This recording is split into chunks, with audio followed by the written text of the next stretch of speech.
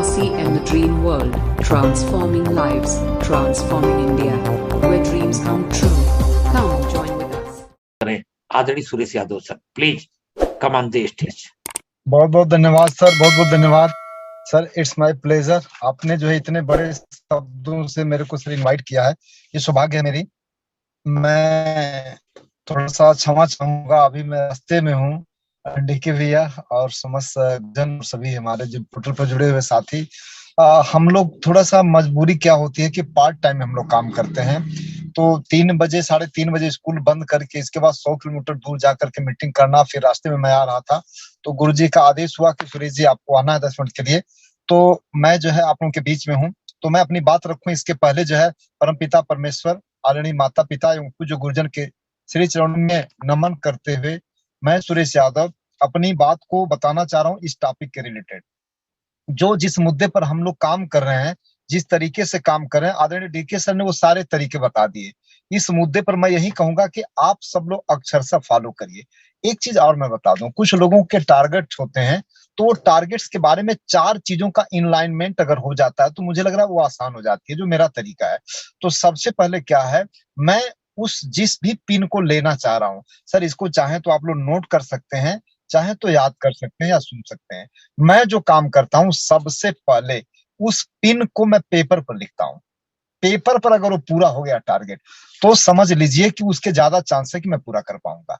जो भी pin level, जो उसके लिए बिजनेस वॉल्यूम रिक्वायरमेंट होता है, उसका मैं स्ट्रक्चर पेपर पर कर लिया, कहां से कितना आएगा, कहां से कितना आएगा, किसको किस पिन पर ले जाएंगे, इसके बाद फिर जाकर के उसको हम एक्शन में कन्वर्ट करते हैं। तो पहला चीज कि विश्वास खुद को होना चाहिए पेपर पर लिख करके। इसके बाद उसको अपने अपलाइन को, कि जो मार्च में 8 दिन का महीना, 8 दिन का जो बचा हुआ है, अपने सीनियर अपलाइन के सामने उसको रखना होता है। मैं रखता हूं कि गुरुजी ऐसे ऐसे मेरा हो रहा है, कोई आपका गाइडलाइन हो, कुछ और अगर सटीक सुझाव हो तो बताइए।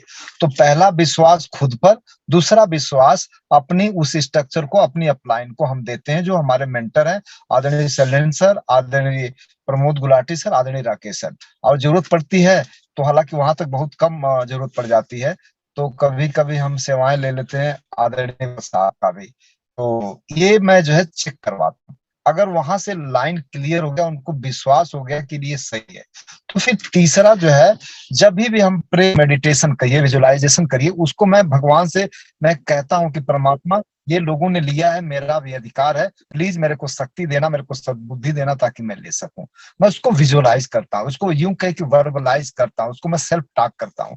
और चौथी चीज कि अपने पूरे परिवार में मैं बता देता हूँ ये मैं करने जा रहा हूँ। तो ये 4 लोगों का इनलाइनमेंट जब हो जाता है, तो फिर इसके बाद हम काम पर लपट जाते हैं। लेकिन काम करते वक्त एक चीज याद रखिएगा कि जब भी काम करिएगा तो एक एटीट्यूड होना चाहिए कि इस काम को, जिसको मैं करने जा रहा हूं, ये काम है कैसा। अभी जैसे कि 3 बजे 3:30 बजे के बाद बहुत सारे लोग आराम से जा करके घर पर 4-5 चाय पीते हैं। हम लोग क्या काम करते हैं कि स्कूल में दिन भर पढ़ाने के बाद 3:30 बजे असली इस काम की शुरुआत होती है। पार्ट टाइम में हम लोग वो सारी कसर निकाल देते हैं जो शायद फुल टाइमर भी नहीं करते। अभी 100-125 किलोमीटर जा करके स्कूल से मैं निकला, मैं मीटिंग किया, मीटिंग करके मैं वापस जा रहा हूँ, मैं रास्ते में रोक करके मैं मीटिंग कर रहा हूँ।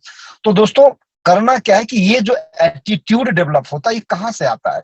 जब समझ में आ जाता है जिस काम को मैंने लिया, इसकी ग्रेविटी क्या है, इसकी गरिमा क्या है, पोटेंशियल क्या है, ये कितना बड़ा काम है। जब इस काम की महत्ता समझ में आती है दोस्तों ना, तो चाल बदल जाती है। ये थकावट जो है ना नहीं लगती है, एक गेम के रूप में हम लोग लेते हैं। और स्पेशली मैं एक गेम के रूप में इसको खेलता हूँ, मैं इसको काम के रूप में मैं नहीं लेता।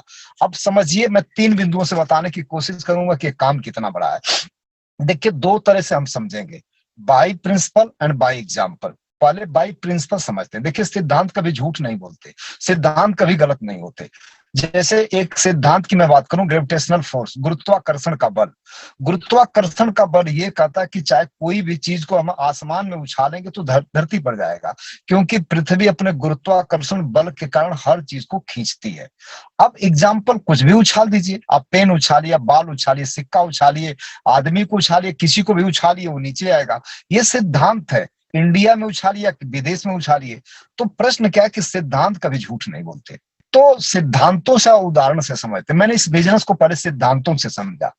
सिद्धांतों को आप ऐसे समझिए, जैसे मैं बताना चाह रहा हूं कि एक व्यक्ति जो है मान लीजिए कि कामयाब होना चाह रहा है, मैं जैसे कामयाब होना चाह रहा था, मुझे पता है कि सुरेश देखो एक बार जिंदगी मिली है, अच्छे से जी लो। तो कामयाबी के 3 सिद्धांत, जो 3 प्रिंसिपल मैंने पढ़ा, ये सदैव इस बिजनेस में मैं याद रखता हूँ। जब भी किसी से मैं बात करता हूँ तो मैं बात करने से पहले इस सिद्धांतों को याद रखता हूँ कि इस व्यक्ति को मैं देने क्या जा रहा हूँ।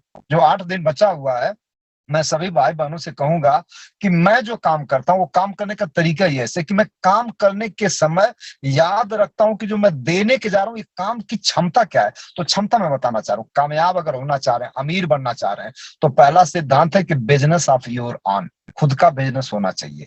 आप चेक कर लीजिएगा कि हिंदुस्तान के सबसे अमीर लोग जो आज हैं वो बिजनेस कर रहे हैं। 100 साल पहले जो अमीर थे वो बिजनेस कर रहे हैं। जिले के जो आज अमीर आदमी है 1000 लोग बिजनेस कर रहे हैं।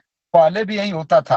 यानी एक सिद्धांत है कि अगर आपको अमीर बनना है तो बिजनेस करिए। दूसरा सिद्धांत कि आप याद रखिएगा इस 8 दिनों में, आरसीएम बिजनेस एक बिजनेस है, ये कोई स्कीम नहीं है। तो पहली शर्त पूरा हो जाता है कि ये बिजनेस आप हाथ में डाल रहे हैं, ये आपको क्या लगेगा। ओके सर, जी गुरु जी बहुत बहुत धन्यवाद। इसमें याद रखिएगा कि आप जो है इस बिजनेस को हाथ में लिए हैं, ये कोई साधारण चीज नहीं है, मतलब जिसमें हाथ डाले अमीर बनाने जा रहा है। दूसरा टॉपिक कि अगर बिजनेस करिए तो बिजनेस ऐसा करिए कि अमीर और गरीब दोनों लोगों का धंधा हो। टाटा को देखिए, बड़ी बड़ी गाड़ियां बना रहा है तो नमक भी बना रहा है। तो ये बिजनेस आरसीएम बिजनेस जो है, ये पेंट भी है तो नमक भी है। यानी वो सारी शर्तें पूरा करता है जो कि एक बिजनेस का आइडियल स्ट्रक्चर होना चाहिए। तीसरा कि इनकम के कई स्रोत होने चाहिए। जैसे ऑलरेडी गवर्नमेंट मेरे को 90,000 दे रहे हैं, खेती बाड़ी है। अब प्रश्न है कि 2 स्रोत है, तो मैंने क्या देखा कि टाटा के पास तो कई स्रोत है, तो अमीर लोग कई स्रोत बनाते हैं। तो ये तीसरा स्रोत इस बिजनेस में बनाने के लिए मेरे को मौका मिला, तो मैंने विजय बहादुर सिंह को जोड़ा, फिर उनके नीचे सूरज को जोड़ा, फिर सचिन को जोड़ा, तमाम जोड़ते गए। इसके बाद रमेश जी को जोड़ा। रमेश जी क्या है, अगर आप सीधे बिजनेस भाषा में समझे तो मेरे एक शोरूम है, बस सिंपल। अगर वो तो बहुत गहरा रिश्ता है लोगों से, बट बिजनेस की भाषा अगर आप समझते हैं तो मेरा एक शोरूम है, मेरा एक पेट्रोल पंप है। रमेश जी, संतोष जी, आदरणीय डीके सर, आदरणीय जितने भी हमारे लीडर्स हैं, क्या है, एक मेरी एजेंसी है, मेरे शोरूम है। और ये कहाँ कहाँ से पूरे इंडिया में फैला सकते हैं। तो तीसरा जो टॉपिक है भाई, प्रिंसिपल क्या करता है कि आप जो है इनकम के कई स्रोत बनाइए।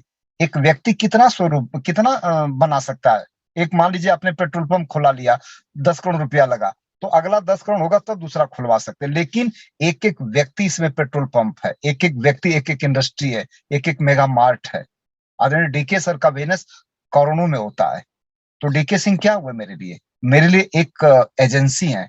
तो लोग जब देने जाइए किसी को तो एक खतरनाक एटीट्यूड अपने पास होना चाहिए। अब दे क्या रहे हो, कोई स्कीम थोड़ी देने जा रहे हो आप। तो उस वक्त चाल बदल जाती है। कई बार मैंने देखा है लोगों को सर गिड़गिड़ाते हुए, लोग जैसे भिखारियों की तरह व्यवहार करते हैं। सर अगर जुड़ जाएंगे ना तो मेरा एक हो जाएगा। अरे यार अपलाइन बनने जा रहे हो आप अपने जिंदगी का कीमती समय देने जा रहे हो। उस व्यक्ति के जिंदगी में अगर समझ में आ गया तो गरीबी पीढ़ियों तक नहीं पीछा करेगी उसका। इतना खतरनाक अपॉर्चुनिटी देने जा रहे हैं। तो मेरे ख्याल से तरीका होना चाहिए आदरणीय डीके सर ने जो बताया, और इसके बाद एटीट्यूड होना चाहिए। ये 3 कामयाबी के जो सिद्धांत वाला सर, ये 3 सिद्धांत अगर आपके पास हैं तो 8 दिन कमाल करके रख देंगे। सारे रॉयल्टी अचीवर्स से मैं रिक्वेस्ट करूंगा कि आप लोग प्लीज परचेजिंग लिस्ट का पावर आपको दिया गया है, परचेजिंग लिस्ट का पावर आप इस्तेमाल करिए कि निकाल करके सभी अपने दोस्तों को दे दीजिए जिनकी जिनकी सेकंड लाइन चलती है, जो जिम्मेदार सदस्य हैं। दूसरा टॉपिक, तीसरा मैं आपके बात करूंगा कि किसके साथ काम करें। जैसे टीम आपके पास 2000 की है, 5000 की, 10,000 की है, तो कैसे पहुंचे। टीसी छाबड़ा जी पहुंचते हैं जूम के माध्यम से, अपने कोर टीम के माध्यम से। तो मेरे ख्याल से हर किसी की एक कोर टीम होनी चाहिए, उसका एक मॉडल होना चाहिए, एक प्रोटोकॉल होना चाहिए कि मेरे कोर टीम का कौन सदस्य है। तो अपनी कोर टीम को डिसाइड करिए, सबसे पहले उनको बताइए कि क्या करना है। कोर टीम को, जैसे मैं बता दूं, मेरा एक आइडियल मॉडल है कि मेरे दोनों लेग में 25-25 लोग, मैं 25 लोगों को पकड़ता हूं। ये 25 लोग मेरे कोर टीम के हिस्सा हैं। मेरा एक प्रोटोकॉल है, एक मॉडल है, एक पैरामीटर, उस पर जो खरा उतरता है उसको मैं लेता हूं।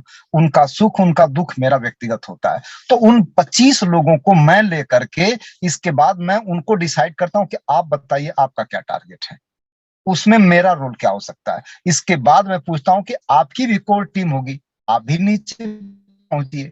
तो इसको बोलते हैं पावर ऑफ डेलीगेशन। हम हर किसी तक नहीं पहुंच सकते, लेकिन कुछ लोगों तक पहुंच सकते हैं जो जिंदगी में सीरियस हैं, जो कामयाब होना चाह रहे हैं, हम उनके साथ पहुंच सकते हैं। तो ढेर सारी चीजें और भी आपको सीखने को मिलेगी। मैं बस यही बताया कि आदरणीय डीके सर जिस मॉडल पर काम कर रहे हैं वो तरीका होना चाहिए, एटीट्यूड वो होना चाहिए जो मैं एटीट्यूड लेकर के वर्क करता हूँ। किसी भी व्यक्ति को बिजनेस देते वक्त मुझे दिखता है कि हो सकता है कि उसको समझ में आए, तो ये भी कल करा के शर्मा हो सकता है, ये भी शैलेंद्र ढिंगरा हो सकता है, ये भी डीके सर हो सकता है, ये भी चाचा जी, ये भी जर्नल सर हो सकते हैं, मतलब ये भी डायमंड हो सकता है। किसी को भी मैं देते वक्त यही सोचता हूँ, इसलिए मेरा एटीट्यूड कभी भी पोस्चर डाउन नहीं रहता है। तो प्लीज इसको याद रखिएगा। RCM The Dream World, transforming lives, transforming India, where dreams come true.